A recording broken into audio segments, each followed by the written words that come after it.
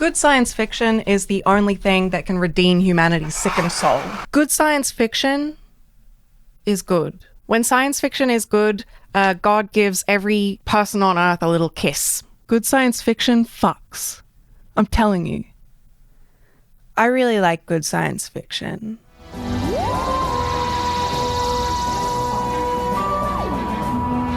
28th of May, 2005, The Doctor Dances, the second of a two-parter and a triumph of plotting and tone, the likes of which has not been seen from Stephen Moffat ever since. That's mean. It's London during the Blitz, and there's some kind of crazy space plague going around. Symptoms? Yikes. And in the climactic resolution, it is discovered that the space plague is caused by healing nanites who found a dead kid and got confused about what people are supposed to look like. They figure it out when his mum shows up, and they're like, oh, okay, we really bungled this one. And then they go fix everyone. And the Doctor says, everybody lives, Rose. Just this once. Everybody lives! That line is almost meta-commentary to me. How often does a Deus Ex Machina like this actually feel earned? How often does all the bad stuff that happened in a story get to be erased by magic space robots and it doesn't unsuspend your disbelief? You know, it can be hard for us to imagine a scenario where the realistic outcome is that everybody lives. Optimism can sometimes come across as naive. All art reflects its cultural context, but good science fiction is a genre where we can pretty directly measure the general level of cultural optimism, or pessimism, as the case may be. How people are kind of feeling about the future, whether they think things are going to get better or worse. Compare the utopian space communism of Star Trek to the dystopian grimness of, say, Blade Runner. Doctor Who tends to fluctuate between the two poles, you know, depending on which Doctor, which showrunner, which episode even. And Christopher Eccleston's Doctor is very intentionally engaged with that fluctuation. If I had to define the Doctor's motivations, I would put it down to two things. He's curious, and he wants to save everyone. But the destruction of Gallifrey forced him to confront the fact that he can't save everyone. He doubts at this point that he can save anyone at all. This feeling of impotence makes him bitter and cynical and estranged. It's different. It is different, yeah. It's a different morality. Get used to it or go home. But always underneath it is that unshakable desire to save everyone. Because I'm busy trying to save the life of every stupid ape blundering about on top of this planet, all right? He will always want to save everyone. And so it is a gift for both us and the Doctor that just this once, everybody lives. Now, given all this, I am going to say the most annoying thing possible. Are you ready? Here we go. What do you mean everybody lives? There's literally a war on. It's the fucking Blitz. What about all the people killed by German bombs that Jack Harkness isn't there to ex machina away? Are we supposed to just forget about them? Hold on now. Don't you know there's a war on? Now what I've said just there is true, right? But it feels like such a bad faith and annoying thing to say.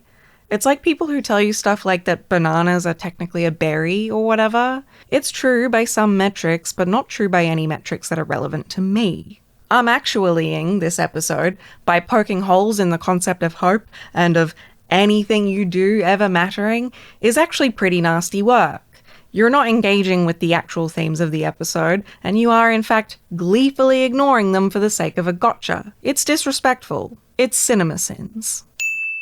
All that science shit was nerd shit. Shut up! I will kill you. Anyway, I liked Project Hail Mary.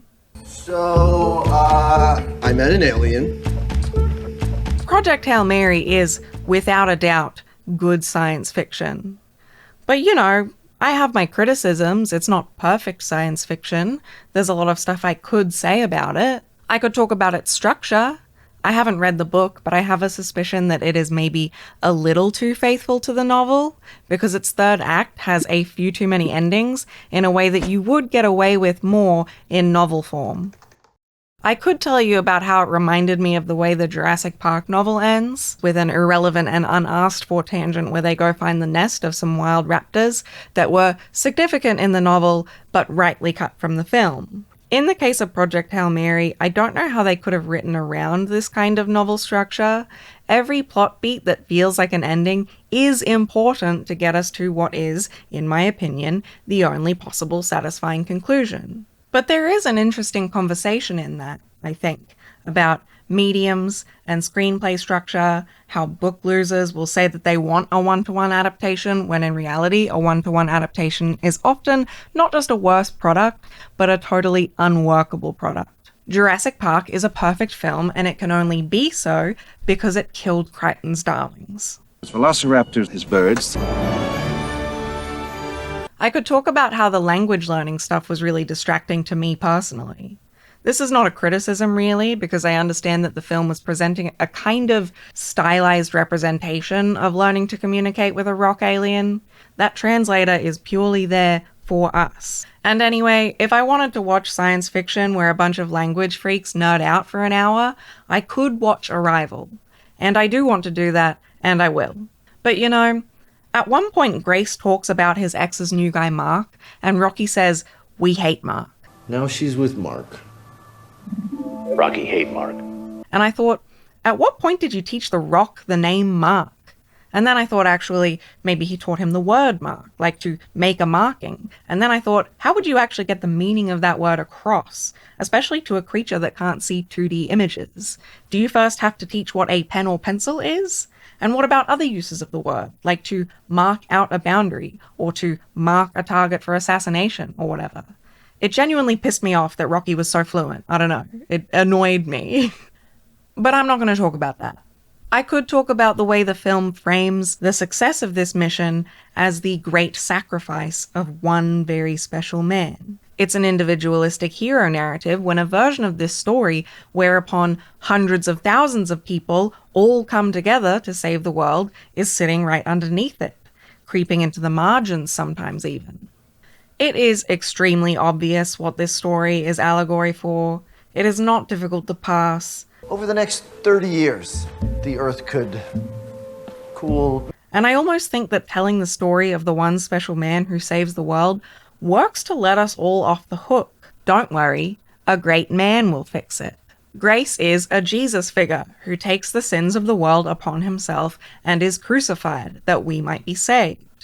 Grace can be the one who loses his home, his comforts, his connections, his life as he knew it, so that we may live to watch another middling Netflix original.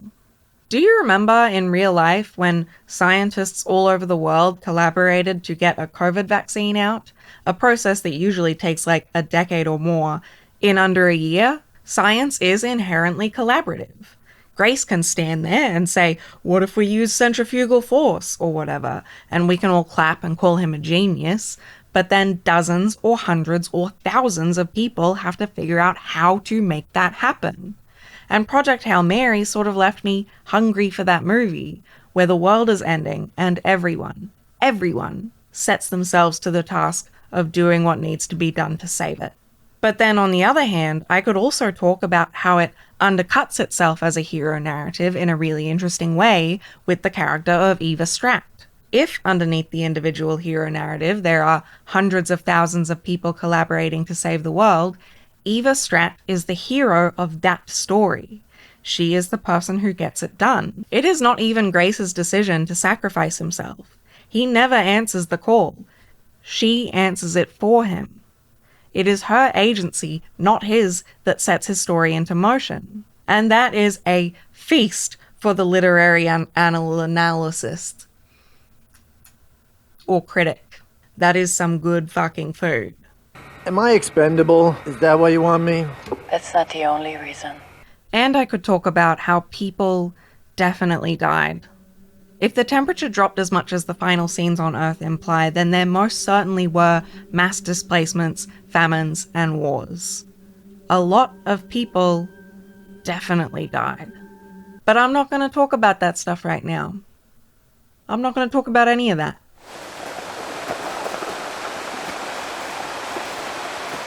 We are in an incredibly pessimistic historical moment. In terms of global politics, it is most certainly only going to get worse from here. In terms of climate change, we have yet to do fuck all. And just speaking personally, my life hasn't been going quite as well as I'd like either. Culturally, we aren't able to see a future for ourselves, can't imagine that there could be an alternative to this dystopia. And we haven't been able to for a while. There are several moments where you could feel it in your teeth that a different writer would have killed either Rocky or Grace. I was braced for it. It would have been an extremely effective emotional beat. And it would have been a completely different story. It would have made the story a tragedy. But Andy Weir did not do that. And so the story we got is hopeful. I don't want to poke holes in the idea of hope. I am not in the business of gotchas, and I'm certainly not in the business of cinema sins. And it is enough for me, and for this moment in history, that just this once, everybody lives. So yeah, Project Hail Mary was pretty good. 8 out of 10. Marxism in action. Brilliant.